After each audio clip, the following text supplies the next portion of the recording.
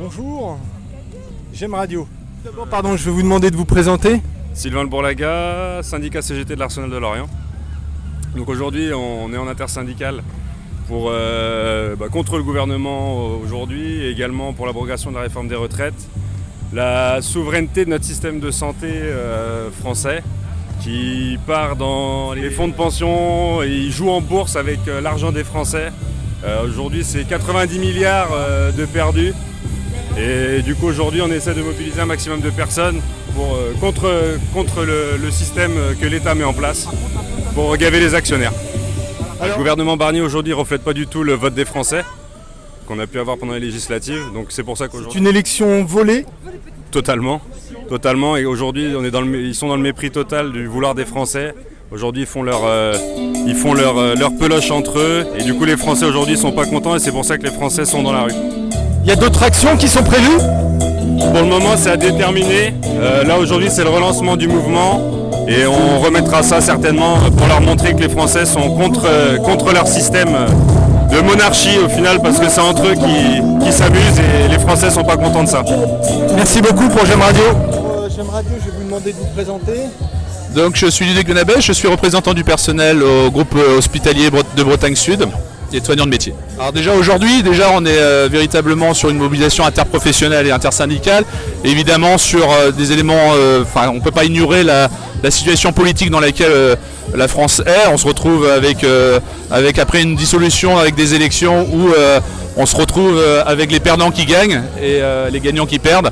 Et donc effectivement ça pose des questions de démocratie, donc déjà premièrement c'est sur la démocratie, également aussi à la venue aussi du projet de loi de financement de la sécurité sociale aussi qui nous touche particulièrement dans nos secteurs professionnels, parce que forcément ça va impacter les investissements, les emplois au sein de nos hôpitaux et du médico-social, donc c'est pour ça qu'effectivement c'est important de montrer qu'on est bien présent, on est mobilisé et qu'on est toujours attaché au service public hospitalier et du médico-social. Effectivement, il faut savoir qu'il n'y a pas que des soignants à l'hôpital. On est tous le maillon d'une seule chaîne, il y a énormément de métiers et ceux qui sont touchés actuellement sur l'hôpital du SCORF, c'est l'équipe de menu d'étalage, c'est 13 emplois qui sont menacés au profit d'une privatisation, une externalisation d'un prestataire qui va simplement appliquer une prestation et pas un service public, et c'est d'ailleurs toute la différence, et souvent d'ailleurs qui traite ses salariés le plus souvent dans la précarité, ne vont répondre uniquement à une prestation et pas un besoin de service public. Les relations sont toujours aussi tendues avec la nouvelle direction ? C'est même pas tendu, il n'y en a pas, clairement. Toujours, même au siège en conseil de surveillance, on est face à un monsieur qui est en total irrespect, qui même la politesse ne le transcende pas, et pour lequel il a clairement sa feuille de route à lancer, sans état d'âme, et qui applique des politiques d'économie uniquement. Il est là pour ça, et sans se préoccuper des patients, des usagers, et de l'impact qu'auront ces politiques sur le territoire. Patients, usagers, on a vu pousser à l'accueil de l'hôpital des bornes. Oui. Est-ce que vous pouvez nous en dire quelques mots ? Disons que pour le coup ça dépasse les bornes, sans faire de jeu de mots effectivement, parce que en fait les bornes on aurait pu penser qu'elles étaient là pour substituer à du personnel, et ce qui est malheureusement le cas, parce que des contrats d'agents d'accueil et d'admission n'ont pas été renouvelés, et on s'est aperçu en discutant avec eux que finalement ils vérifiaient l'intégralité des données qui passent par les bornes, donc du coup ils ont plus de travail, à tel point qu'ils sont parfois obligés de solliciter d'autres personnels, d'autres sites, alors qu'ils n'ont pas renouvelé de personnel pour pouvoir les aider, qui se retrouvent avec des retards pas possibles sur des dossiers d'admission. On dit que c'est pour faciliter l'accueil des usagers. Absolument pas. Déjà d'une, on se retrouve avec des personnes qui sont fragilisées, qui se retrouvent face à des bornes qui ne sont pas forcément adeptes de la technologie et qui peuvent se voir très en difficulté en utilisant ce genre de bornes. Et sachant quand même que rien ne remplacera la relation humaine, parce que quand vous êtes à l'hôpital, c'est jamais par plaisir. Et donc d'avoir une présence humaine et pouvoir se confier, d'avoir une discussion, de pouvoir rassurer, c'est essentiel dans le service public hospitalier. Pourtant, il y a un panneau qui indique que l'usager peut toujours faire appel à l'accueil. Est-ce que ça a été quelque chose de concerté ? Non, absolument pas. Ça, c'est une application directe, il n'y a pas de concertation. Ils imposent ces mesures-là et en fait, ils nous informent une fois qu'ils les mettent en place. Il n'y a pas de concertation.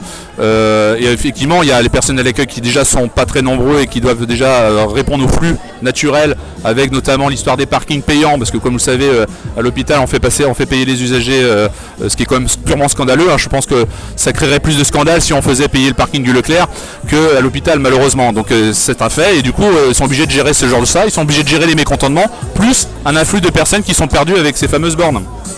Monsieur le maire, Fabrice Loher, fait partie du conseil De surveillance, oui. de surveillance de l'hôpital. Est-ce qu'il a un rôle à jouer et son mot à dire? Il a un rôle à jouer, il a surtout du courage, il devrait avoir du courage. Malheureusement, c'est pas transcendant. J'avais cru avoir l'appui pour la gratuité pour les ensembles des usagers de l'hôpital, pour la gratuité des parkings. Il s'avère qu'au bout de 3 mois, il s'est ravisé et il se dit ça rapporte quand même un demi-million à l'hôpital. Donc vu l'état actuel des finances de l'hôpital, on ne va pas se priver de nouvelles recettes sur le dos bien sûr des usagers.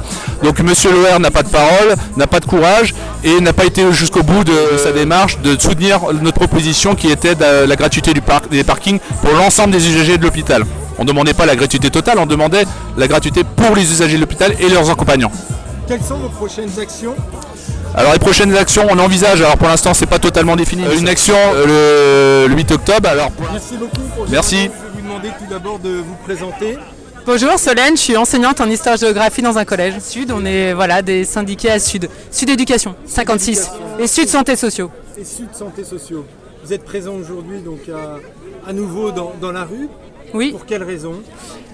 Pour dire à ce gouvernement qu'on n'aime pas leur façon de faire, pour dire qu'il y en a marre qu'il n'y ait pas d'argent pour les services publics, que plus ça va, plus les services publics sont en train de perdre des moyens de façon assez impressionnante. Ça se sait pas. Dans la santé, ça commence à se savoir, on a commencé à voir les hôpitaux qui étaient en difficulté. Dans l'éducation, ça commence vraiment à se sentir aussi. Nos budgets sont en train de baisser de façon importante. Dans le secondaire, il y a 2 ans, la priorité c'était de faire en sorte que les remplacements de courte durée soient toujours acceptés. C'est plus le cas maintenant, il n'y a plus de moyens pour ça, les remplacements de courte durée seront plus acceptés.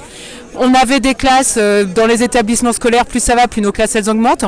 En primaire, on atteint facilement les 30. Au collège, on dépasse les 30 de façon récurrente maintenant. Il n'y a plus de moyens donnés aux services publics. Service public, c'est pas de la dépense, c'est de l'investissement. Les services publics, ça sert à tout le monde. On doit tous pouvoir en profiter. Et donc, c'est normal d'aller taxer les gros. Alors, il n'y a pas d'amélioration, il y a même une régression. Par exemple, la politique de Macron, on commence à la sentir maintenant parce que c'est petit à petit qu'ils ont pris sur les budgets de l'éducation, mais les établissements étaient capables d'assumer parce qu'ils avaient des fonds, mais on a pris tous leurs fonds, il n'y a plus rien. Et c'est maintenant qu'on commence à les sentir. Mais oui, bien sûr, il n'y a aucun arrangement parce que les inégalités, elles ne font qu'augmenter.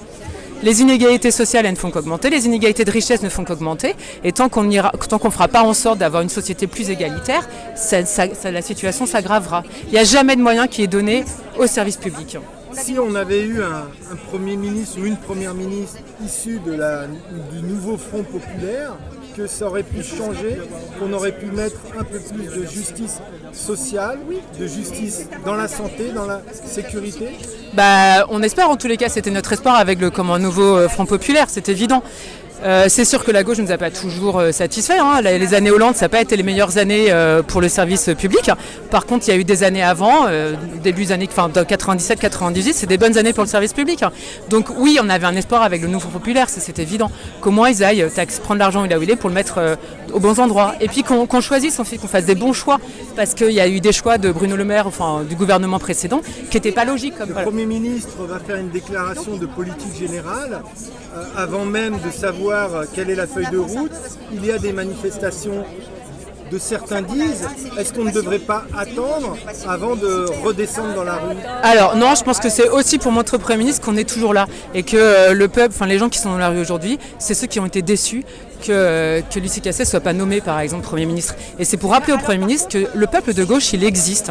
Le peuple ouvrier, la classe populaire, elle existe et elle n'a pas envie d'être exclue des réformes qui vont être mises en place. Et elle n'a pas envie d'être oubliée.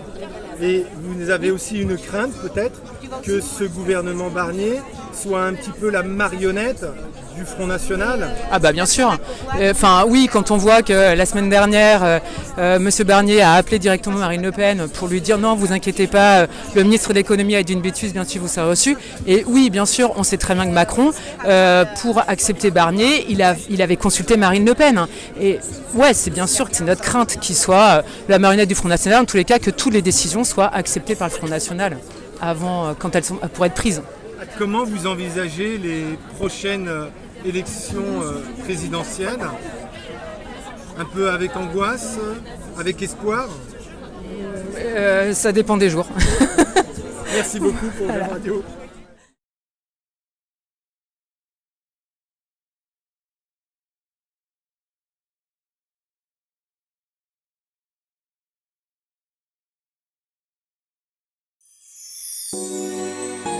J'ai